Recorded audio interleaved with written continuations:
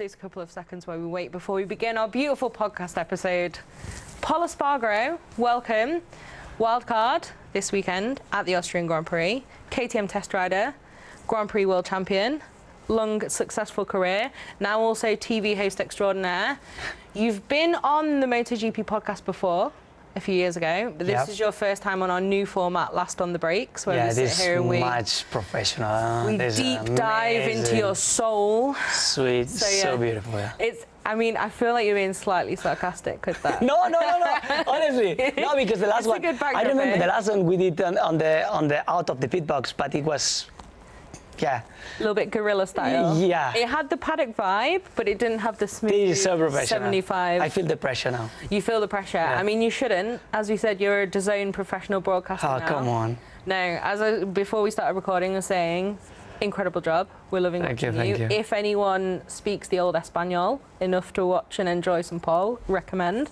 Thank you very much. But first of all, I want to ask you about being you, because maybe newer fans, they know your recent history here, they know your role with KTM now, they know the name Espargaro as well, because both of you have been very successful. But how did you get where you are now? When did you start riding? We're not going to do the full 30 minutes. Talk to me about when you were a child, but just a little bit. Yeah, because I'm 33 now. I'm pretty old now, so I'm getting old. Don't say you're pretty old. I'm older than you, and I need to hold on to my hope. So hit us with it. Because obviously unique as well. You and Aleix, you've both become professionals. How did you start riding when you were little? Was he first? He was first. Actually, I was following him all the time because when you are just a kid, you just follow your older brother. I was actually goalkeeper in a football team with my friends, the school friends, and it got arrived one moment where I was. Sundays were the matches and Sunday were the races, so we needed to really choose one thing or the other. So it was goalkeeper or motorcycle riding? Exactly, and one of others. So I choose motorcycle racer because because he was doing it. So I said, okay, I need to do like my older brother. So let's go. Well, I feel like that was a good choice in hindsight now. We will never know. You've made quite a lot out of it. Yeah, maybe you were like the second Iker Casillas and we'll never have found out. The problem, I'm just a meter and 70 centimeters, so I'm not so tall So you're made for motorcycle riding. Yeah, that's true. I'm aerodynamic, let's say. So obviously then you and Aleix both riding. How does your career start to become professional? Because you're from Granollers, right? Which is right next to the circuit, the Barcelona Catalunya. So you're really in the centre of kind of what's become quite a biking cultural hotspot. Yeah. Obviously Catalunya, Spain, huge amount of love for bikes. How do you take it from, okay, I don't want to be a goalkeeper anymore, to starting to become professional? Yeah, I believe it's something that it's, as you said, is cultural in Catalonia. There is a lot of passion about motorcycle. It comes from the times of Alex Cribillé, Emilio Zamora. I was a kid and I was going with my dad and my mom and my brother to celebrate to Seba, the place where Alex Cribillé belongs, the ceremony of the celebrations. So it's something that it goes deep in our hearts in Catalonia. And also my school was, let's say, super close to a circuit of Catalonia, like 10 minutes by car. So it means that every time it was action on the racetrack, we could hear in the summer when the windows were down. I was studying and I could hear there was an action, motorbikes or cars. So it's something that goes super deep in of our identity in Catalonia, and it's something that we really also enjoy with my dad. My dad was not professional, but he was racing with friends in resistant races with cheap motorbikes. I was like, just for fun. Not on the road. No, not on the road. No, it was dirt. Actually, we started in the dirt. Yeah. Really? Okay, so how do you change to tarmac then and start becoming professional with it? It comes by force, because I was never ending. I was not too bad, but I was never ending a race. I was crashing all the time. I was hurting myself when I was super kid. So my mom kind of say, this is too dangerous. This kid is more in the hospitals than actually racing or actually in the school. What about Aleix? He was more in control. Okay. Actually, if you see his career and my career, he's crashing much less than me. But in that moment we said, okay, let's try another discipline, which is road racing. And suddenly, I don't know why, came and I started to everything, everywhere where I was racing, I was performing very good, I was winning, and I was not crashing, I was not injuring myself, and then I said, okay, this is my place. So we started, and my brother as well. So how do you go from that then, and feeling like it's your place, to get into the World Championship? Because you had a lot of hype as well, because you were so successful. You were one of those that everyone's like, oh, this kid's going to do some stuff, and you have done. But how did that journey kind of unfold? Oh, journey, wow. I hate that word. But this comes with the help of many people. Because, you know, this sport is expensive. It's not like buying a shoes and go running, or a racket and go playing tennis. It's expensive, and luckily in that area, my dad is car mechanic, but he can manage with the motorbikes as well. He's good. He can manage. Yeah, he's very good. Actually, Dad, you're very good on it. Sorry, Pol Espargaro. But yeah, you know, there is a level where you cannot reach it by I mean, my dad is not rich, my family has been medium, and actually they start to struggle a lot on money-wise with my brother, because my brother had not the same smooth career or victories when he was a child as I. So I had many helps, my brother no. So my dad started to struggle a little bit with the money, so it was tough times. But with two of you as well. Yeah, but in the worst moment, it came RAC. The RAC, it's like an automobile club. It's the Royal Automobile Club of yes, Catalonia? Exactly. Right. So they, in that moment, they realized it was a lot of talent in Catalonia, in the young. So they sponsored us directly or indirectly, helping a team or the rider. Marc Marquez, Maverick Viñales, myself, Alex Marquez, my brother, and a lot more. I think there's some really good old videos, right, of all of you guys that they've made. If you look back, you can see little Pol, little Marc Marquez. Exactly. Yeah. So with help of RAC, we construct a nice, sport career of many young and talent riders, but it needs to come with the help of people. So in that moment, RAC helped me a lot, and I could manage to, okay, then you need to perform for sure. But if you don't have the tools to perform, it's impossible. So well, you did perform. You got there, World Championship rider.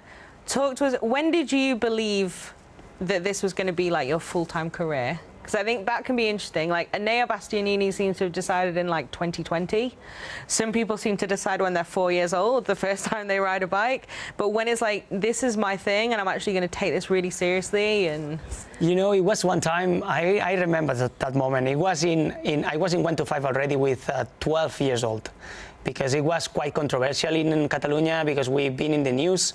Because in that moment I started with a 125 motorcycle that we were reaching 240 km per hour on the end of the straight, and I was 11 years old, 11, 12. So to use that machine, you need a certain amount of people around it to make it run. So it arrived one moment with, I think I was 12 in Calafat, one circuit in Catalonia, and I was sitting on a chair and I was looking at my surrounding, and I said, okay, I have two mechanics. This guy comes from the tires. This guy is in charge of suspensions. This is in theory, my boss, and this bike costs this amount of money. And I said, wow, this is not it's a job. So it's funny, but it's not a toy. It's not a funny moment. You know, it's becoming my job now. So I start to treat it pretty seriously since that moment on. But you still seem to always have fun with it. Have you found that easy enough to balance? It's crucial. It's super important to have fun while you are doing something to perform well. If you are unhappy, you cannot perform in life, I think, in every sector. As I think it's, I'm telling that to you as how I feel in my experiences. So every time I was happy and I was performing because I was doing the things because I wanted, not because someone was forcing me. So every time I was doing something because I wanted, I was performing well. And since that moment, for sure, you have up and downs. You have more downs than up, but the feelings that the motorcycle gives to you when you are racing, it's insane. So I had so much fun. I'm jealous. Like, I'm never going to know what that feels like. It's just one of those things. Never say never. Why not? It's not going to happen. Come on. Like, riding a 125 on learner plates, even that, I'm like, I feel like you at the end of the straight here, but I'm actually doing like 40 miles an hour. I could never. It's like, this is why I love watching you guys. It's the greatest thing ever, but like I know it's not for me to do it. It's for me to write about it and enjoy watching. MotoGP is another level anyway. But so talk to us about that then. Talk to us first, that title-winning year in Moto2 is an incredible season. You had some great success before then, Grand Prix wins, but that season, unfortunately, I really remember Valencia because I was there and you were really far ahead, weren't you? And then you fell off. Yeah. And it was like, no, with the gold helmet, and it was beautiful. Yeah. But I remember. you earned that gold helmet with a spectacular season of stuff. How did that all come together and how did it feel to become a world champion? Because that's always in the history books now. You know, I have to tell you that that happened in 2013, okay? But 2012, that was the greatest year. Really? It was the year that I become like a amateur rider. I was fighting against like Mark. Front runner, yeah. With Mark, mostly all the races, kicking each other, losing, winning, but enjoying so much. And that year I was a kid having fun. I was hanging out on the nights. I was enjoying with friends, not training as much, not taking care about the diet. So when that year finished in 2012, then I said to myself, okay, next year you need to be world champion. Take it seriously. I start to train. I was not hanging out on the nights. I eat super properly, super nice. I lose weight. How hard was that year to get the world title against Scott Redding? I struggled a lot to get it, but finally, I don't know. It's because that method of working and suffering while I was training. When I was suffering, when I was on track, it was paying off. You know, it's maybe if I would have the whole life, like 2012, I would not get that world title. So, but you still enjoyed it. Not as much. But you say it's crucial. But not as much. I mean, I had for sure good moments. I mean, to be world champion, you need to win, you need to be on the podium. So I had a lot of great moments. But what it comes with the pressure, everything that surrounds the pressure is really bad, because you need to perform. There is a lot of money on the game, and when people point you with the finger, it's like you need to perform, and that's. And if bad. have you put that pressure on yourself as well? I guess by getting to the end of that 2012 and being like, right, this is going to be. Yeah, sure. And this make you unhappy. But it was your year. It was my year. How did it feel when you won that? Yeah, it was great, for sure. It was. You're always like a super emotive person in a great way, and it was like. It was amazing. I could share it with you know, my girlfriend in that moment when I was back, and my brother there in Japan winning the race. That was an insane feeling during all the year. I mean, we had up and downs, but during all the year was. Now, when you are there, you don't feel it as much as when you are after some years looking from the different point of view. It's like you just feel it in a different way. Yeah. Interesting. So then MotoGP. Talk us through it. You've done a lot of MotoGP adventures. Yeah. In considering you say you're 33 and you're getting older now. No. You fit a lot of career into there, and you're still going now. You'll be riding this weekend. Yeah. So how was that move up? It was an interesting dynamic there. You just missed out on a podium in the first few bits. You got close, didn't you? Yeah. You got very close. Yeah. It's okay, you got there. Yeah. You got there. Yeah. But talk us through that switch to MotoGP. Did that feel different when you're like, okay, I'm a MotoGP rider now, or is it just what you're expecting when you're the reigning Moto2 world champion? Yeah, it was amazing. And actually, I was pretty young. I was 21, if I'm not wrong. Yeah, you were. Yeah. And I have to tell you that to manage all this, you know, sometimes people talk about soccer players like they are hanging out on the night, and it's difficult to manage this. You know, it's difficult to manage being so young, you know, in the elite of a sport. You know, we have an amazing amount of risk. We can lose our life, but we are rewarded with money. So we get money, and we are known. We are more or less famous. Wow, that was difficult to manage for me. It was a shock. A lot of different emotions. Yeah, it's like you go from Moto2 where, okay, people knows you, and you just go boom to the TV, you know, like world is opening to you and people is knowing you and you get money and you need to perform and you are enjoying, but at the end of the day, the pressure should be higher. People is wasting more money. The bikes are more expensive and you need to perform really good, you know, and that first year was not bad. Second year I struggled a little bit more. Third year come back again on a normal level. But it was great. It was a lot of experience together, and I was very lucky to have people surrounding me to keeping me down, you know, to say, hey, guy, just chill, you know, you're still a kid, and you don't need to change the world right now in one day. Exactly. Yeah. So how do you manage that feeling then as you go through your career? Talk us through moving from, it was Monster Energy Tech 2 with the Yamaha at first. Then where are we going next, and how is that? So that was where I become a man, I tell you, because in Yamaha, especially in that times, satellite bikes were satellite bikes. It was very difficult to fight against factories. We had less also tools to fight against them. And being a satellite rider, you have less pressure because the guys who need to perform in that moment were my teammates, that was Valentino Rossi and Jorge Lorenzo. So we were in that second stage where I don't need to perform as much. And then KTM knocked the door, and I said, okay, why not? I've been here like a lot of time, so let's move on and let's step up in my career. It's a new factory, but I give all my confidence to them and let's see what we can do. And that was hard. Now it's funny because you can't quite talk about it the same as maybe if you hadn't come back to them in a different role. But talk us through that then, because obviously KTM now won races, expected to be fighting for the podium. It's been a very impressive trajectory. I think people forget it's not been that long. But how was that for you then, with young rider, all of that pressure, balancing all those different emotions of now being in MotoGP and now factory rider, and you've got to bring this project forward?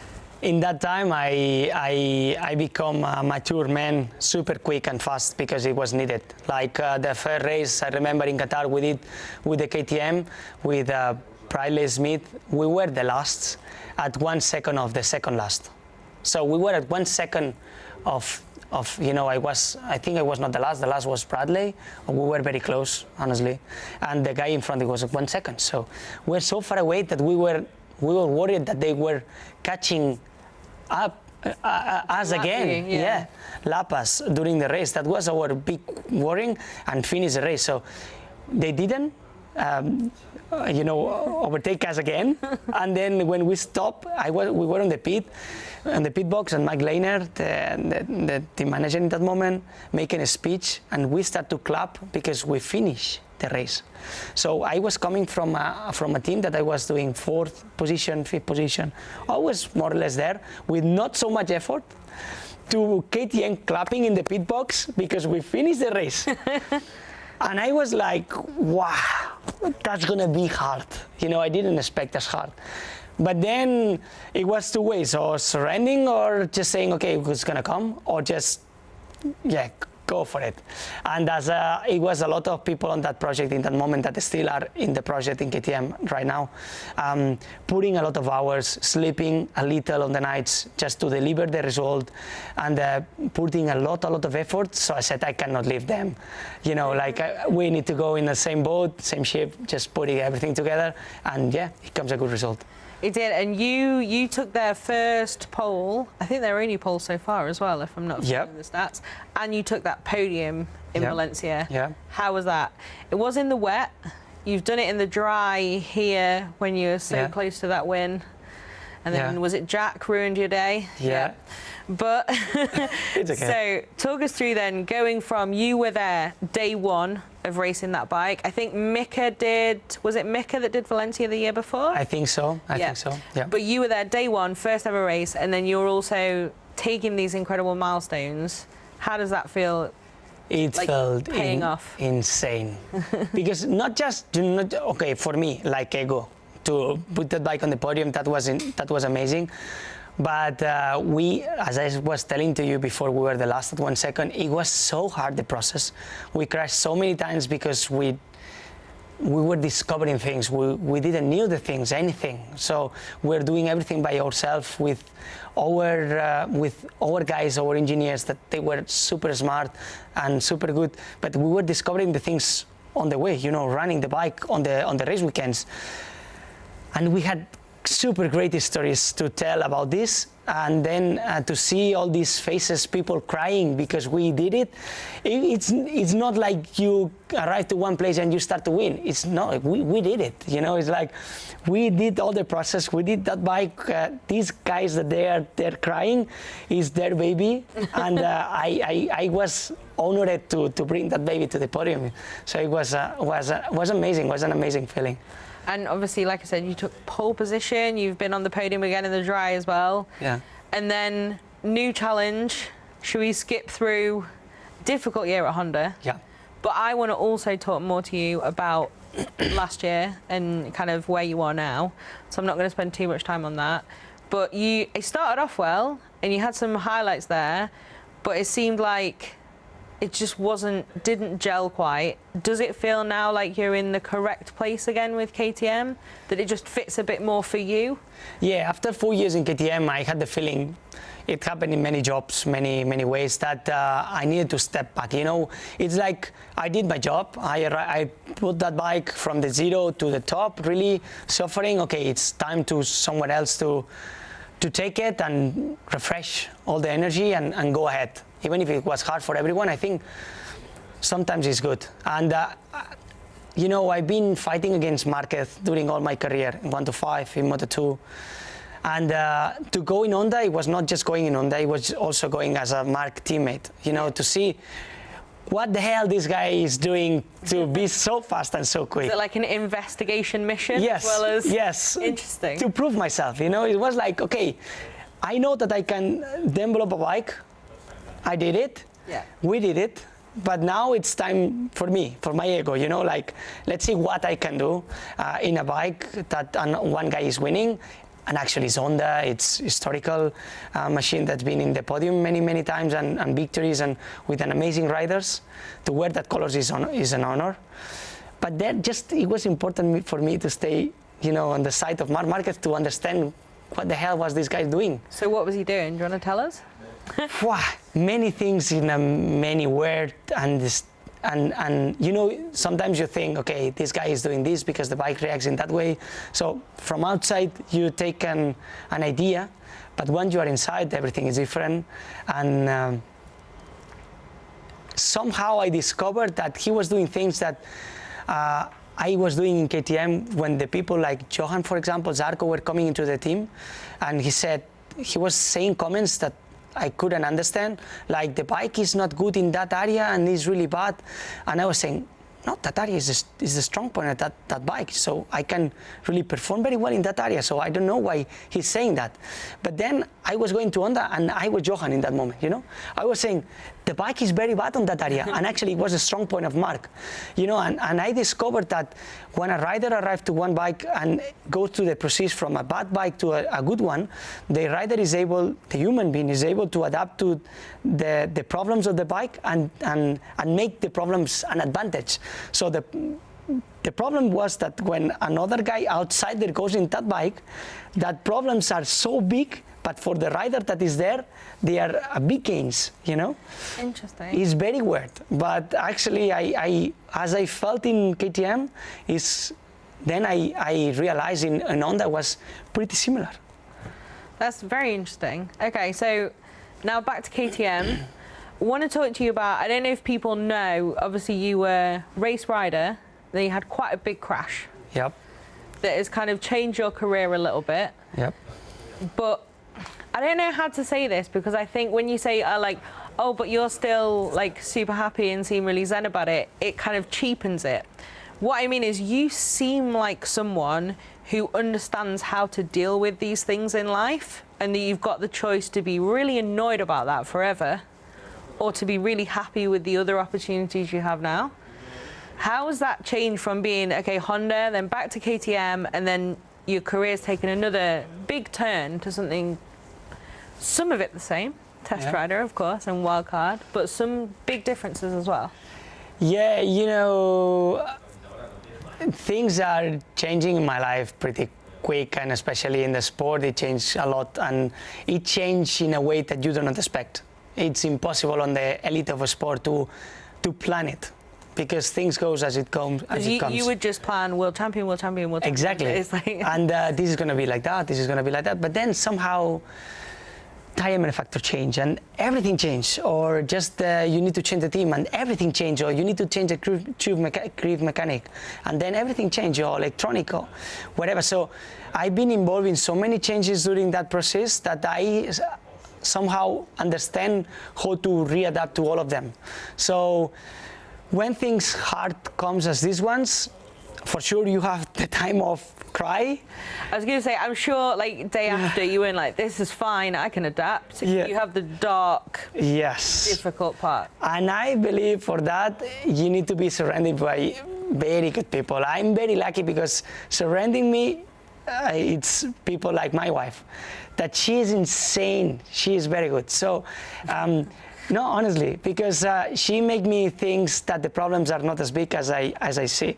So when I had a problem that I felt like I'm super dark, this problem is too big. So somehow she was managing, and she was make me see that it's not as bad.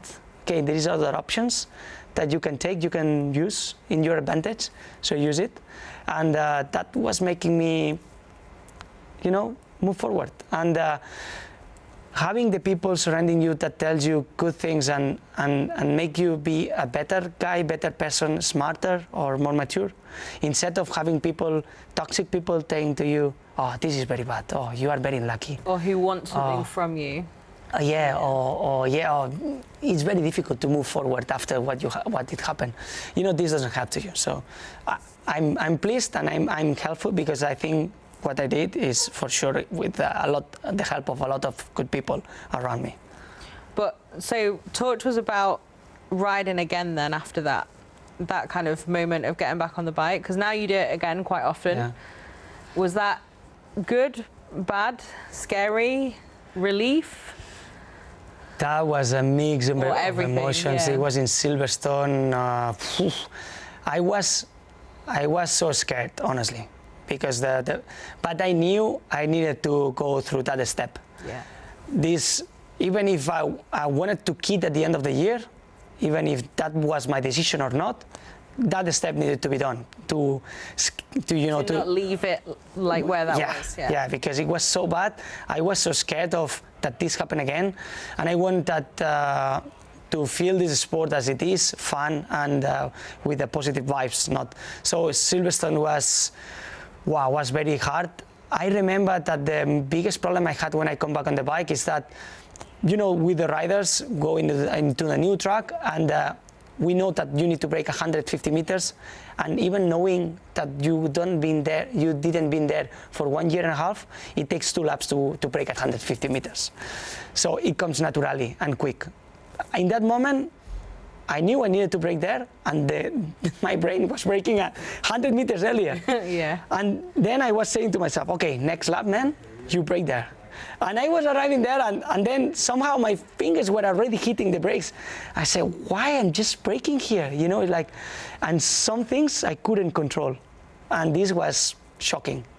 I can know, because like I said, you've had a lot of success in many years braking at 150. Yeah. Not before. Yeah. How did you get over that and past that then? Was it just simply keeping going that weekend and just getting back to that feeling?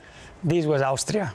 This was this place, Austria, because after Silverstone we came to Austria, and this is my place where I feel it's my comfort zone. I come here, I like the place. It's a mountain place, very similar to where I live in Andorra. I'm surrounded from the KTM family. There is the bosses. I somehow feel an energy here that I don't feel anywhere else. And to come here after Silverstone, I said, okay, I feel comfort. This is my place. I ride in Silverstone. I'm okay. It was fine. Now I go for it. And it comes. And here I start to trust myself again, and everything came. I did sixth position on the sprint race, and wow, that was shocking for me and for all the team that I was coming back. Then I struggled again. But anyway, I felt that I was a rider again here in Austria. Well, that's good. You are a rider again here in Austria this year as well. The perfect segue. Yeah. Talk to us, what's life like as a test rider? It's not just you as well, it's you and Danny. Yeah. So how does that kind of work into, you've got TV jobs, you've got test riding, you've got the wildcard now as well. What does your life look like now? I have to tell you that for my daughters and my wife, it's massive better. For me, sometimes yes, sometimes no, but you know, the stress level, when you are racing, you don't feel how much stress. So many people came to me and said, "Oh, Paul, I see you are much happier than before. You are smiling much more and you feel like release." Also, you didn't seem unhappy before either. Yeah. You were already one of the riders on the grid before where you'd be like, that guy is not going to be like, yeah, hi. Yeah. And you've always got like... Yeah, but somehow you lose it when you are in that spin of racing. You know, I feel it now. You wake up in the morning and you are just angry, saying, wow, tomorrow I need to do this lap time, I need to go against this guy, I need to beat this other guy, I need to perform well. And this put you in a mood that it's bad. You are not able to show yourself to the world as you are. And sometimes people is telling to me, this guy is, I don't like this guy because this guy, it's not nice, he's rude. But it's not like that. I know most of the guys on the grid and I have a good relationship. And all of them, they are very good guys and they are super nice. But sometimes it's very difficult to know them by the environment you are here inside of stress, media, and all this is very difficult. Media, I know. Media, yeah. Okay, we're going to end the media torture there then. We're going to do some fan questions very quickly. And everyone remember that you can join. Unfortunately, with a wildcard test rider and broadcaster guest, you don't do any MotoGP Premier or MotoGP hospitality talks. No. Maybe we can convince you with a little... you know, everyone has a prize. Everyone has a prize. That would be the fantastic title for this episode, but we wouldn't do that to you. Why I did it. You can also come and enjoy Premier and MotoGP hospitality with, I think this weekend it's your temporary teammate, Brad Binder. Oh, he's so nice. Well, permanent teammate, I guess. Lucky people. You're on the track. Lucky people. Lucky people. Lucky people. Again, sarcasm or no? No. Brad is an amazing guy. I love him. Brad. Yeah. We love Brad. So we have from Instagram, from Sam MNNS, unsure. What's your favourite TV series? Oh wow. What's my favorite? If you're going to take this long to answer them, I'm concerned about this. You know, I have to say Game of Thrones. Or, you know, I enjoyed so much with Lost. Lost was really good for like the first 5 or 6 series. Yes, then you get mad. Yeah. Like the hatch reveal was like the best moment I've ever seen live. It was, I enjoyed it so much. But then, you know, Game of Thrones comes and it's very difficult to beat it. Fair. Roscoe01 asks, would you ever like to own and run a team with your brother? No. With my brother, the only thing I want to share is a lunch or dinner, or because he's so energetic. So it's very difficult. You're saying he's energetic. I'm like, wow. No. He's. I tell you, he's. You're like our reference of energy. He's more than. Santiago AM1 doesn't have a question. Just wants to say you're an amazing broadcast journalist. Oh, thank you. No, but genuinely, we need you to understand that you're genuinely very good. This comment will cost me a little bit, yeah. Right? Yeah.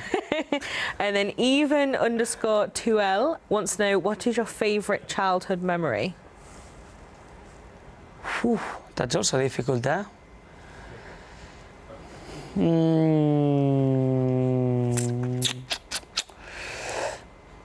I have to tell you that maybe it was one time that I was racing in one racetrack and I was with the one Kawasaki 65. It was very little motocross bike that we turned it in supermoto. It was my first time I was running in asphalt. Wow, okay. And the first time I hit the asphalt, that was a feeling to open the throttle and feel that the bike was tractioning, yeah, and like, now I was not like moving, and it's actually going. And I said, oh, that I love it. That was a great feeling. A great memory. Yeah. Okay, so looking spiffy on X, wanted to know, going back to crash and everything, how are you feeling mentally after the crash and everything? Like I said, you're a person who's like seems to have adapted and everything else. Are you zen now? After everything you've been through with new opportunity with DAZN, new challenge, which you're, again, world championing. You've got a world championship trophy, you've got a test rider role, you're still racing in MotoGP this weekend. Yeah, but you know we humans beings, we always want more and more and more, and I've been racing for like more than 15 years, 17 years in MotoGP. Well, not in MotoGP, I'm in the MotoGP world. 17 years, and this is a lot. So it's like a drug that you need to leave it away slowly, in a slowly way. You cannot stop straight away and go home and just sit it looking at the stars, even if you want it. So being a test rider, I still can ride, which is amazing. I have the privilege of being a test rider. It means that all the new technologies are going into the MotoGP and also on the streets. I'm the first one on trying it. So this is something that if you see it that way, it's interesting. It is cool, eh? It is cool, it's very cool. And also then I can travel into the races, being a journalist, also being in contact to my colleagues, okay, my rivals this weekend, but to chat with them and being a part of them somehow. And also, it's nice for me to bring home to the people what MotoGP is about, because every year MotoGP is more technological, it's more difficult to understand. So I try to make it smooth and easy for the people that maybe are in the sofa and just put in the channel and say, okay, I'm going to see MotoGP today, just trying to simplify everything to bring them, and this is also an opportunity to bring MotoGP at homes of people in another point of view, which I really like it. So I think everyone loves it too, so everyone's a winner there. Yeah. But okay, so I think that's all our fun questions, and we have run over slightly. We've kidnapped you for longer than we were meant to. It's okay. But thank you so much for talking to us. It's great to hear from you, and yeah, just great to have a bit of Policho back. Thank you. We miss having it all the time. For everyone who doesn't watch DAZN, if you don't, you should. Like I said, thank you very much. Have a really good wild card. Excited to see how it goes. Let's see. Cross fingers. Yes. Thank you very much.